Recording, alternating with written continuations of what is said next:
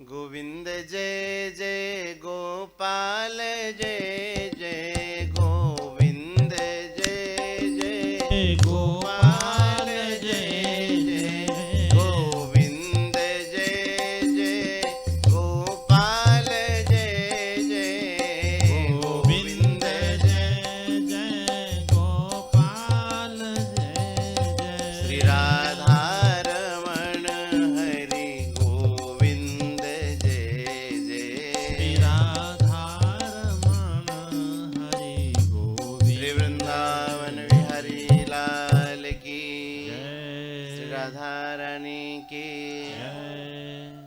बड़े सौभाग्य की बात है, हमारे अत्यंत आदरणीय महाराज श्री पधारे हैं, तो हम महाराज जी से अनुरोध करेंगे कुछ हम लोगों को आशीर्वचन दे करके अनुप्राणित करें। महाराज जी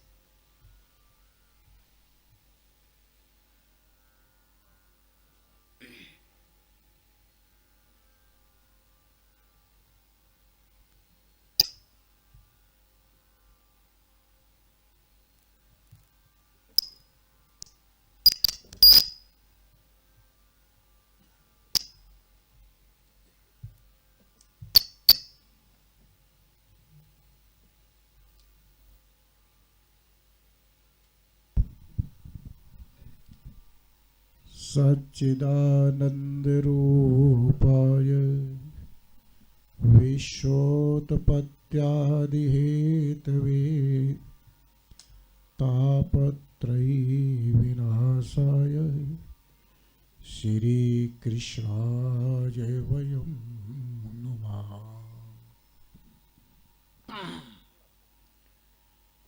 बोले सच्चिदानंद भगवान की, श्री बांके बिहारी लाल की जय, श्री यमुना मैया की, श्री वृंदावन धाम की जय जय जय श्री राधे जय जय श्री राधे जय जय श्री राधे। एक दो बार वाणी को पवित्र करें, भाव और श्रद्धा के साथ। भीतर से कंजूसी न करें, सब भाव और श्रद्धा से बोलेंगे। श्री कृष्ण गोविंद हरे मुरारे, हे नाथ नारायण वासुदेव। श्री कृष्ण गोविंद हरे मुरारे, हे नाथ नारायण वासुदेव। श्री कृष्ण गोविंद हरे मुरारे, हे नाथ नारायण वासुदेव। श्री कृष्ण गोविंद हरे मुरारे, हे नाथ नारायण वासुदेव। हे नाथ नारायण वासुदेव, हे नाथ नारायण वासुदेव। हे नाथ नारायण वासुदेव, हे नाथ नारायण वासुदेव। हे नाथ नारायण वासुदेव, हे नाथ नारायण वासुदेव। हे नाथ नारायण वासुदेव, हे नाथ नारायण वासुदेव। श्री कृष्ण गोविंद हरे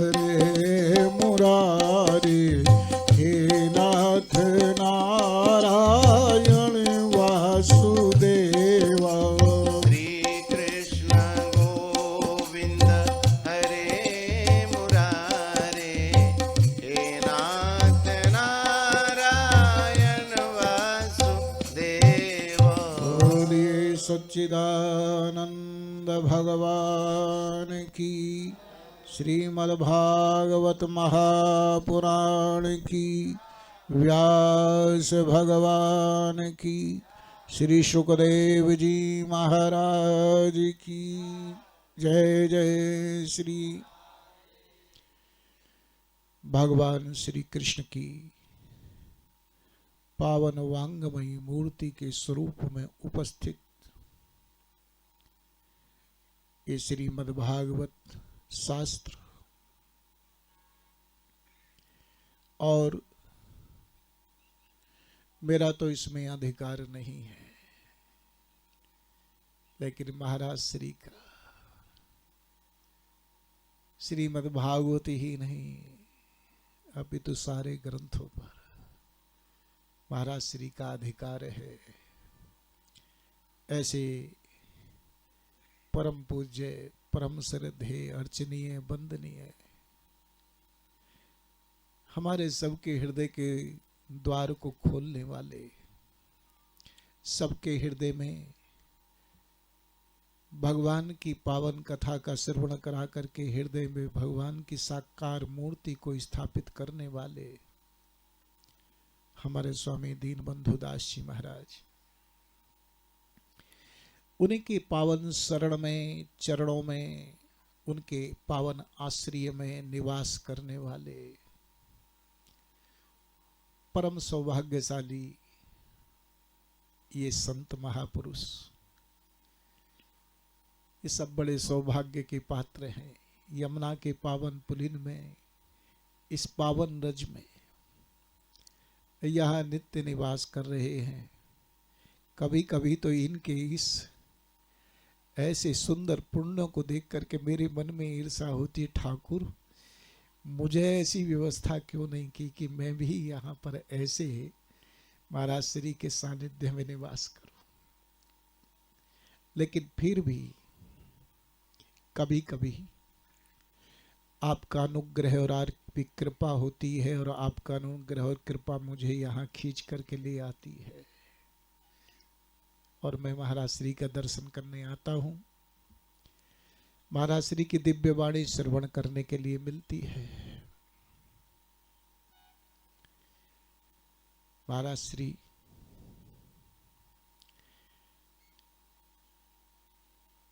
आपके लिए पिछले कई वर्षों लगभग 1 माह से यहाँ कुंभ के इस पावन अवसर पर बड़ा दिव्य धार्मिक अनुष्ठान चल रहा है। अभी लगभग 15 दिन का भगवत नाम संकीर्तन का भी यहाँ अखंड कार्यक्रम प्रारंभ हुआ और पूर्ण हुआ है।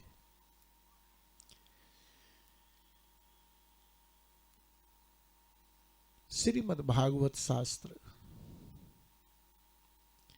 आप सब जानते हैं कि भगवान श्री वेदव्यास जी महाराज ने 4 वेद, 18 पुराण, श्रीमद्भागवत और श्री महाभारत इनकी रचना की। ब्रह्मसूत्र पर बड़ी मार्मिक, बड़ी दिव्य टीका उनकी। योग शास्त्र के विषय में बहुत लिखा। इतना सब करने के बाद भी भगवान श्री वेदव्यास जी के मन में शांति प्राप्त नहीं हुई और मानव जीवन सब कुछ हो हमारे पास में, लेकिन शांति नहीं है तो हमारे पास कुछ भी नहीं है। सबकी एक मूल मांग है और वो मूल मांग हमारी क्या है? हमें शांति चाहिए, शांति चाहिए, शांति चाहिए। ये हमारी मूल भूख है, यही हमें चाहिए। सब कुछ करने के बाद, जगत में सब कुछ पाने के बाद फिर भी एक इच्छा रह जाती है और वो इच्छा रह जाती है कि हमें शांति मिले। और शांति भी क्षणिक नहीं, शाश्वत शांति मिले।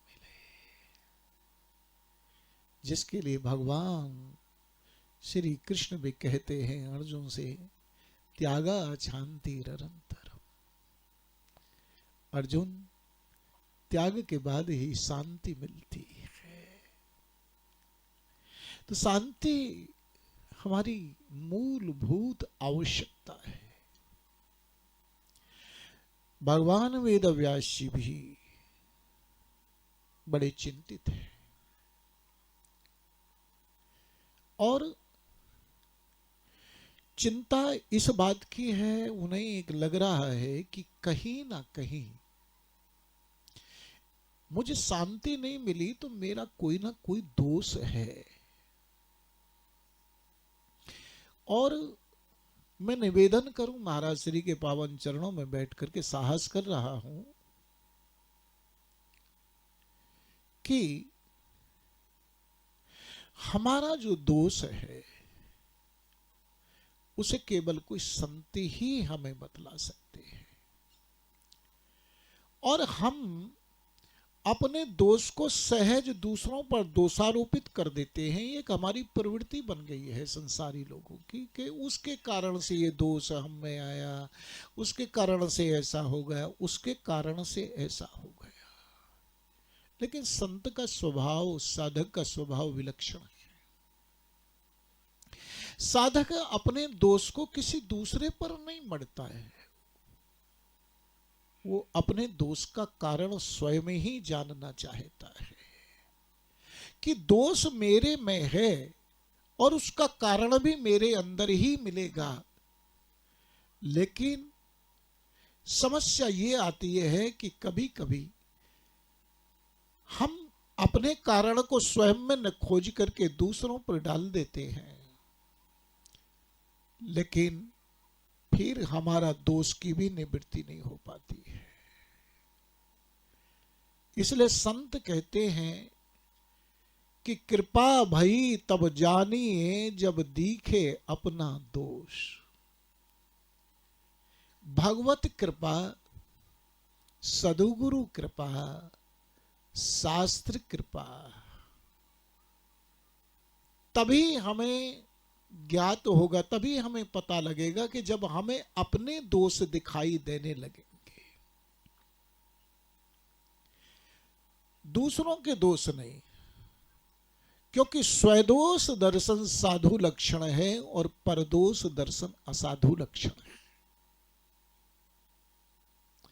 अपने दोष को, महाराज श्री तो बड़े विद्वान हैं, रामचरितमानस का भी प्रसंग हम देखे, दर्शन करें। महाराज हिमवान भी देवऋषि नारद से जब पहुंचे हैं, वहां श्रद्धा के रूप में पुत्री उत्पन्न हुई है और वहां पुत्री को जो उन्होंने कहा है कि आप कहो सुता के दोष गुण मुनि भर हृदय विचार, कि आप हमारी पुत्री के गुण और दोषों का वर्णन कीजिए। तो यहां पुत्री को माध्यम बनाया है हेमवान ने। सच्चे अर्थ में तो एक साधक का परिचय देते हुए एक सदगुरु के सामने, नारद जैसा सदगुरु जिसके सामने खड़ा है, और इस अवसर का लाभ उठाते हुए महाराज हिमवान ने एक सच्चे साधक का परिचय देते हुए पुत्री को माध्यम बना करके अपने ही गुण और दोषों को पूछने की जिज्ञासा प्रकट की है। माध्यम पुत्री बना। यहां देव ऋषि, यहां पर भगवान वेद व्यास भी, मेरी अशांति का कारण कहीं कोई दूसरा नहीं है। मेरी अशांति का कारण कहीं ना कहीं मैं हूं, कहीं ना कहीं मेरा कोई दोष अंतःकरण में है। लेकिन परिस्थिति मेरे सामने ये है कि मैं अपने अंतःकरण के उसको दोष को पकड़ नहीं पा रहा हूं, उसे समझ नहीं पा रहा हूं। कोई सदगुरु मिल जाए, कोई महापुरुष मिल जाए, मेरा हाथ पकड़ ले और मुझे संकेत कर दे कि बस बेटा ये तेरे में अवगुण है, मेरी अशांति का कारण कोई और नहीं हो सकता। इसलिए चिंतित हैं, कौन बताए, कौन बताए मेरे दोष को, कौन बताए। और जब साधक की जिज्ञासा होती है, पिपासा होती है, तो सदगुरु खोजने की जरूरत नहीं पड़ती है, सदगुरु तो स्वयं प्राप्त हो जाता है। मेरा ईश्वर किसी ना किसी को प्रेरणा दे करके भेज देता है, जाओ फल तैयार है, पहुंचो। इसलिए गुरु को हम कहां खोजेंगे और हम खोज भी क्या पाएंगे। महाराज मुझे परम पूज्य प्रातः है स्मरणीय सदगुरुदेव पूज्यपाद स्वामी राम सुखदास जी महाराज का एक संस्मरण याद आ रहा है। महाराज श्री एक बार एक साधक ने जाकर के चरणों में प्रणाम करके नम्र निवेदन किया था, भगवान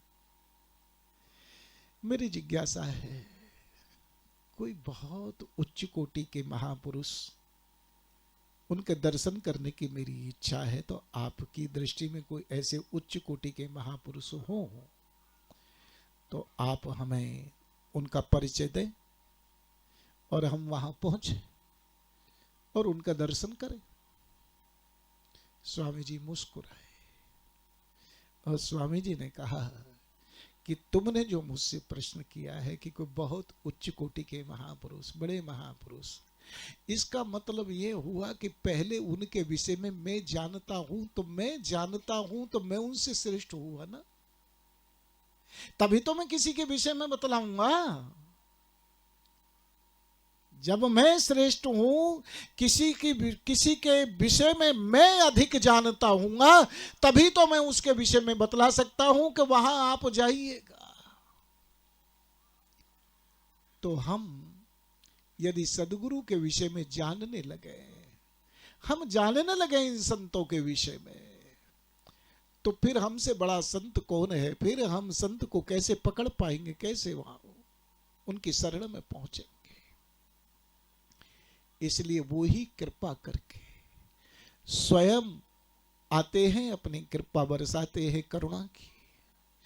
पात्र सीधा करना होता है हमें तो, क्योंकि जहां भी गड्ढा होता है, जल बारिश कहीं भी बरसे, लेकिन जहां थोड़ा गहरा गड्ढा होता है, जल तो एकत्रित वहीं होता है। इसलिए सुपात्र को सदगुरु खोजने की जरूरत नहीं पड़ती है, सदगुरु उसे खोज लेता है, ईश्वर प्रेरणा देता है। तो इसलिए स्वयं जो है कहा भगवान की प्रेरणा से, और देव ऋषि नारद जी आए हैं, और देव ऋषि नारद जी ने आकर के फिर उनसे कहा है, तुमने बहुत सुंदर ग्रंथों की रचना की है, कर्म योग, ज्ञान योग, इतना इतना सुंदर विश्लेषण आपने किया है, लेकिन भगवान श्री कृष्ण के पावन और मधुर दिव्य उनकी पावन नाम रूप लीला, उनके धाम का, उनकी मनोहर लीलाओं का वर्णन नहीं किया है। खटंगादि देव मुखे शास्त्र विद्या, कवित्वादि गद्यम सुपद्यम करोति, यशोदा किशोरे मनो वै न लगना, ततः किम ततः किम ततः किम ततः किम। इस प्रकार से ये श्रीमद् भागवत शास्त्र जो चतुर्थ श्लोकी भागवत का उपदेश देव ऋषि नारद जी ने दिया, और फिर समाधिस्थ होकर के 18,000 श्लोकों के रूप में हमारे सामने विद्यमान है। ये हमारी मृत्यु को सुधारने वाला शास्त्र है कि हमारी मृत्यु कैसे सुधरे। क्योंकि महत्व तो ये नहीं है कि हम कितने वर्ष तक जीवन जी आए हमने, महत्व तो इस बात का है कि हमने अपना जीवन जिया कैसे, और वो सब ये सिखाता है। तो महाराज श्री की दिव्य पावन वाणी, उनका पावन आशीर्वाद और यमुना का दर्शन संतों का सानिध्य, संतों का दर्शन, वृंदावन धाम, ये इतने सारे संयोग बड़े दुर्लभ हैं। और ये दुर्लभ आपको ना मालूम कितने गत जन्मों के पुण्यों के परिणाम से ये आपको प्राप्त हुआ है। तो इसलिए मैं इन्हीं शब्दों के साथ अपनी वाणी को विराम देता हूँ। महाराज श्री के चरणों में प्रणाम करता हूँ। बोलिए सच्चिदानंद भगवान की, श्री बांके बिहारी लाल की जय। हम उड़िया और हिंदी दोनों भाषा मिला करके बोलेंगे, क्योंकि बहुत सारे लोग उड़ीसा के हैं, तो थोड़ा थोड़ा बीच बीच में उड़िया भी बोल देंगे, आप लोगों के लिए हिंदी में भी बोल देंगे। श्रीमद् भागवत में यह बात आई है, भगवन् ब्रह्म कार्त्स्न्येन त्रिरन्वीक्ष मनीषया यदध्यवस्यत कूटस्थो रतिरात्मन यतो भवेत्। तार अर्थ, इस श्लोक का अर्थ है, पितामह ब्रह्मा ने संपूर्ण वेदों को अपनी बुद्धि से 3 बार मंथन किया। भगवन् ब्रह्म कार्त्स्न्येन, पितामह ब्रह्मा वेद को निज बुद्धि रे 3 थर मंथन कले, उल्ट पलट करके, और उसका सार क्या निकाले? यद अध्यवस्यत, माने सबका विचार करके ब्रह्मा जी ने सार क्या निकाला कि रति रात्मनि यतः भवेत्, भगवान के चरणों में प्रीति हो जाए। भगवान को चरण रे प्रीति भाव जागृत हवा ही संपूर्ण वेद शास्त्र सार। भगवान अगर भक्त के पीछे पीछे रहते हैं तो केवल उसके भाव के कारण महाराज, सबका सार यही है। और भगवान में प्रीति कैसे होगी? वह भक्तों के संग से। देखिए कितनी कृपा है, महाराज श्री अजाचित रूप से अपने आप पधारे। कोई हमने महाराज जी को निमंत्रण नहीं दिया, लेकिन महाराज जी की कृपा है, आशीर्वाद है, वात्सल्य है, अपने आप महाराज जी पधारे। और आप लोगों को कितनी अच्छी बात पता है। तो ब्रह्मा जी संपूर्ण वेद को मंथन करी तांको बुद्धि रे 3 थर मंथन कले। आमे जदि सत्य करुचे तबे 3 थर सत्य करुचे कि नहीं? 3 बार सत्य कहते, सत्य सत्य सत्य। सेमिति ब्रह्मा 3 थर वेद मंथन करके तांको बुद्धि रे निश्चय कर दिले कि सबुर सार सर्वस्व होची भगवान को चरण रे प्रीति जोड़ी जीवा। आ उसी प्रीति संबंध हुए संत मानंग सानिध्य। भगवान से प्रेम हो जाता है भगवान में, तो क्या भगवान देते हैं भक्त को? एक सत्य घटना आप लोगों को सुना रहे हैं। ये वृंदावन धाम की बात है। एक संत महाराज जी नित्य प्रति बिहारी जी के दर्शन के लिए जाया करते थे। बड़े भजनानंदी संत, भजन खूब करते थे, लेकिन कभी उन्होंने भगवान से कुछ मांगा ही नहीं। बिहारी जी के बड़े भावमय दर्शन करते थे, दर्शन करते करते रोने लग जाते थे। तो एक दिन ठाकुर जी के सामने महाराज जी दर्शन कर रहे हैं, बिहारी जी का उनको दर्शन ही नहीं मिला। बड़े बारीकी से देखने लगे, पास जा करके दर्शन ही नहीं हो रहे बिहारी जी। मैंने ठाकुर अब दर्शन है लाइन समस्त को पचार बिहारी जी का दर्शन तुमको हो, समस्त कहते ठाकुर ठिया। संत सबको पूछ रहे थे, आपको दर्शन तो हो रहे हैं? सब कह रहे खूब, लेकिन संत कह रहे हमको दर्शन नहीं हो रहे ठाकुर जी के। बड़े व्याकुल हो गए। दूसरे दिन फिर आए, ठाकुर जी के सामने खड़े होकर के दर्शन किए, दर्शन हुए नहीं ठाकुर जी के। संत ने निश्चय किया कि मेरे जैसा पापी कोई नहीं। बिहारी जी सबको दर्शन देते हैं और मुझे दर्शन नहीं देते, तो मेरे जैसा पापी नहीं है। और यह पाप शरीर को रख करके, पापमय शरीर को रख करके जीने से तो अच्छा है जमुना जी में अपने प्राणों को विसर्जन कर दिया जाए, आहुति दे दी जाए, जमुना जी में कूद करके मर जाए। संत ने निश्चय किया और सोचा कि आज रात को जाएंगे और जमुना जी में प्राणों को त्याग देंगे। लेकिन बिहारी जी अपने भक्त को मरने कैसे दें? जिस रास्ते में महाराज जी संत जाने वाले थे, उस रास्ते में एक कुष्ठ रोगी सोया हुआ था। बिहारी जी ने उनको जगाया स्वप्न में। उसके लिए तो प्रत्यक्ष ही था। बिहारी जी ने कहा कि यार जग जग, जल्दी जग। वो जग करके बैठ गया। तो श्री ठाकुर जी ने उनको कहा कि इसी रास्ते में अभी एक संत निकलेंगे थोड़ी देर के बाद, आप ऐसे करना, उनके चरणों को जाकर के पकड़ लेना। माने जने कुष्ठ रोगी सोईथिला रास्ता रे संत भाविले शरीर रखिक लाभ नहीं, ठाकुर मत दर्शन दो ना पापी लोक मु तो जमुना रे प्राण विसर्जन करके मु मर जीवे। ठाकुर से जो कुष्ठ रोगी की स्वप्न देले राति की, कहले उठू ए रास्ता रे जने साधु जीवे, तांको पाद जोर करके धरिबु, जिते कहले भी छाड़िबुनी। सी जे पर्यंत कही नाहंती कुष्ठ रोग तोर भल हो बोली, से पर्यंत छाड़िबुनी। महाराज बिहारी जी ने उनको कहा कि जब तक वो न कह दे कि तुम्हारा रोग ठीक हो जाए, तब तक उनको छोड़ना नहीं। अब कोई रोगी को दवाई मिल जाए तो छोड़ेगा क्या आसानी से? वो तुरंत उठ करके सज धज करके बैठा तैयार। और संत भगवान का नाम स्मरण करते हुए उसी रास्ते से निकले, उनके दोनों चरणों को कस करके पकड़ लिया। संत बोले अरे कौन कौन, तुम कौन हो, कैसे मुझे कैसे पकड़ रहे हो, क्या बात है, छोड़ो छोड़ो छोड़ो। उन्होंने कहा कि महाराज अब छोड़ूंगा नहीं। संत ने कहा कि यार तू हमारे पैर क्यों पकड़ता है, तू है कौन?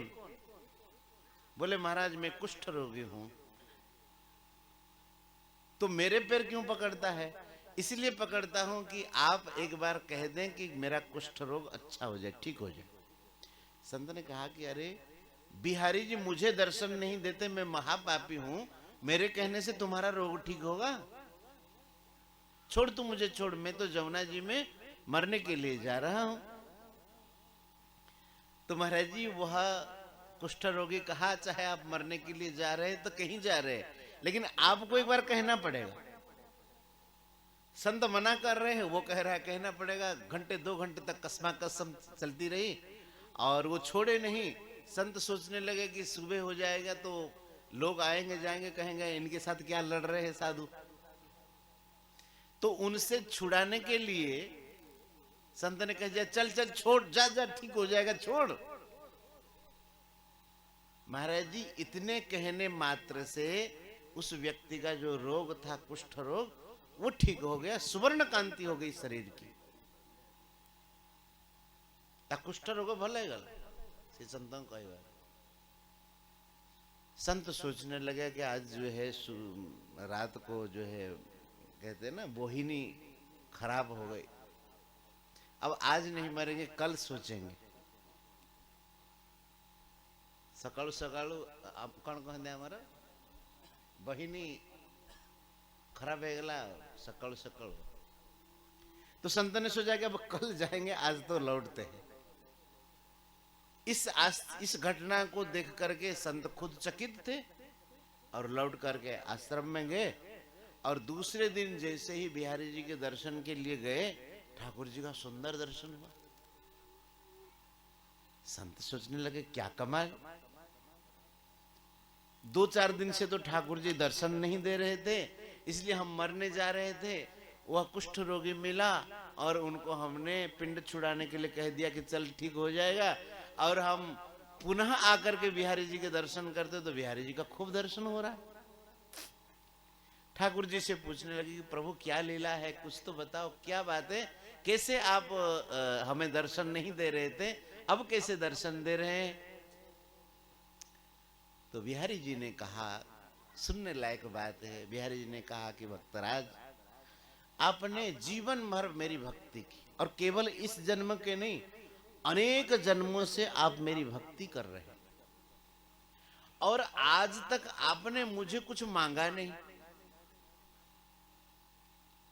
आपने भक्ति किया, मुझे देते रहे, भक्ति करके श्रद्धा देते रहे, भाव देते रहे, आनंद देते रहे, और आज तक आपने कुछ मुझे मांगा ही नहीं, और मैं ये भी जानता हूं कभी मांगने की संभावना भी नहीं, आप मांगेंगे नहीं।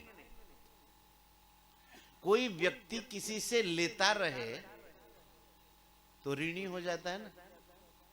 ये काठू यदि अधिक जिनिस नब सदाळे नौथुब तो ऋणी हो कि नहीं। और ऋणी व्यक्ति आगे मुह देखा लाज लगे नहीं। तमें जदि ऋण नहीं थी से रास्ता केस्ते जदि मिलेगा तो बाट काटिक अन्य आड़े जावाक पड़ो तुमको। तो भगवान ने कहा कि आपने मुझे दिया, मैं आपका ऋणी बन गया, और आपने आज तक हमें कुछ मांगा ही नहीं, और मैं ये जानता हूं कि आप कभी मांगेंगे भी नहीं अपने लिए। तो इसलिए मैं आपके सामने मुंह दिखाने को शर्म करता था, संकोच करता था कि मेरे भक्त के सामने जो कभी कुछ मांगता नहीं, ऋण का बोझ मेरे पर इतना चढ़ गया था, इसलिए मैं संकोच कर रहा था। मैंने सोचा कि ये भक्त मुझे कुछ मांगेगा तो नहीं, लेकिन कुष्ठ रोगी के बहाने ही सही अगर ये कह देगा कुष्ठ रोगी को ठीक हो जा तू, और मैं थोड़ा सा कुछ ठीक कर दूंगा तो कुछ ऋण हल्का होगा, और उसके प्रभाव से मैं इनको मुख दिखाने लायक होऊंगा। तो ठाकुर जी ने कहा कि आज मैं आपको मुख दिखाने लायक हुआ। आज तक मैं अपने आप को छिपा इसलिए रहा था कि मैं ऋणी हो गया था। भगवान तो हर समय मानते हैं मैं भक्त का हर समय ऋणी हूं। अब देखिए रामायण, भक्तराज हनुमान, श्री राम भगवान ने हनुमान जी को भेजा लंका में, और मैया का जब हनुमान जी ने भगवान की कथा कह करके मैया को शांत किया, उस समय माता जानकी कहती हैं, सुनु सुत तो ही उरुण में नाही। बोले वत्स हनुमान, मैं आपसे उऋण हो नहीं सकती। क्यों? कि मेरे भीतर का जो कष्ट था, आपने भगवत कथा सुना करके, श्री रघुनाथ जी की कथा सुना करके मुझे शांत किया, मेरे संतप्त प्राण को आपने प्रसन्न कर दिया। इस उपकार के प्रतिबदल में मैं आपको दूं क्या? सुन सुत तो ही उरुण में नाही। इसका मतलब माता जानकी जी ऋणी हो गई। अब जानकी जी के बाद अब राम जी बचे। मां की बात आकर के रघुनाथ जी के पास हनुमान जी ने कहा, और राम जी ने कहा कि वत्स हनुमान, तुमने जो उपकार किया मेरा, इसका मैं ऋण कभी चुका सकता ही नहीं। माता जानकी जी ऋणी हो गई, इधर रघुनाथ जी ऋणी हो गए। अब बच्चे श्री लक्ष्मण जी। लक्ष्मण जी महाराज, उनको जब शक्ति भेद हुआ, इंद्रजीत ने शक्ति का प्रयोग किया, और हनुमान जी महाराज गए गंधमादन पर्वत को लेकर के उठा करके ले आए और लक्ष्मण जी का प्राण बचाया। तो लक्ष्मण जी ऋणी हो गए। और बच्चे कौन? अयोध्या में थे श्री भरतलाल जी। भगवान ने सोचा कि हम तो सब तो ऋणी हो चुके हैं, और ऋणी व्यक्ति को हर समय जिसका ऋण रहता है, आदमी ऋणी रहता है, उसके सामने दबा हुआ रहता है। अभी भरत जी का कोई उपकार नहीं किया हनुमान जी ने। हो सकता है कि भरत जी कभी रोके टोके इनकी, जब ये हमारी सेवा करेंगे तो भरत जी कभी रोके टोके। इसीलिए हनुमान जी को भगवान ने क्या किया कि वापस लौटते समय पहले हनुमान जी को भेज दिया। किसके पास? श्री भरत जी के पास हनुमान जी को भेजा, और हनुमान जी ने राम जी के आने का संदेश सुनाया भरत जी।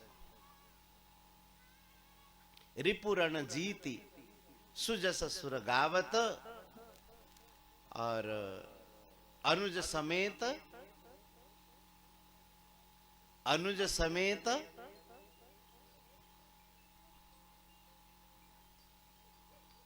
रिपुरण जीती सुजस सुर गावत।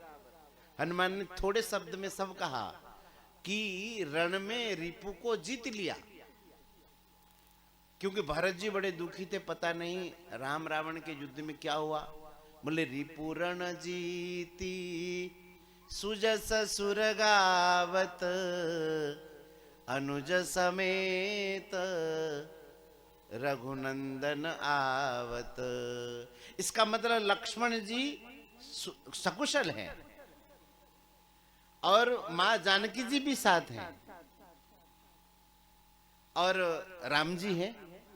तो भरत जी ने कहा कि वत्स भैया हनुमान, आपने जो यह ठाकुर जी की कथा सुनाई और उनके आने का समाचार दिया है, इसका ऋण हम कभी नहीं चुका सकते हैं। इसका मतलब सारा परिवार हनुमान जी का ऋणी रह गया। तो ठाकुर जी जो है भक्त के हर समय ऋणी रहते। और भगवान कहते कि मैंने विचार कर लिया, देख लिया मन में, इसका मैं कभी ऋण चुका ही नहीं सकता।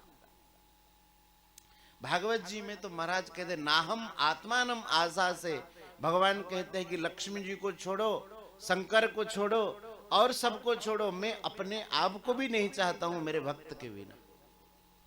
भक्त मेरा सब कुछ है। तो आप लोग परम भाग्यशाली है कि भगवान के नाम संकीर्तन 15 दिन तक महाराज जी 15 दिन तक अखंड भगवान का नाम संकीर्तन भक्तों ने किया। तो भगवान इनके ऊपर कृपा करे। अब जो है प्रसाद तैयार है, अब हम लोग जोरदार कीर्तन करेंगे, उसके बाद प्रसाद सेवन के लिए जाएंगे। महाराज जी आप भी प्रसाद सेवन करेंगे। अच्छा ठीक, अच्छा भैया जो वहां से आने वाले थे। जय जय राधा रमण हरि बोल, जय जय राधा रमण हरि बोल, जय जय राधा रमण हरि बोल, जय जय राधा रमण हरि बोल। हरि बोल हरि बोल हरि बोल, हरि बोल हरि बोल हरि बोल, हरि बोल हरि बोल हरि बोल, हरि बोल हरि बोल हरि बोल, जय जय राधा रमण हरि बोल, हरि बोल हरि बोल हरि बोल, जय जय राधा रमण हरि बोल, हरि बोल हरि बोल हरि बोल, जय जय राधा रमण, जय जय राधा रमण, जय जय राधा रमण, जय जय राधा रमण, जय जय राधा रमण, जय जय राधा रमण, जय जय राधा रमण, जय जय राधा रमण, जय जय राधा रमण हरि बोल, हरि बोल हरि बोल हरि बोल, जय जय राधा रमण हरि बोल, जय जय राधा रमण हरि बोल, जय जय राधा रमण हरि बोल, जय जय राधा रमण हरि जय जय श्री राधे, श्री वृंदावन बिहारी लाल की जय, सब संतन की, जय, सब भक्तन की, जय, सत्संग महामहोत्सव की, जय, श्री भगवान नाम संकीर्तन की जय, जय जय श्री राधे, जय जय श्री राधे, जय जय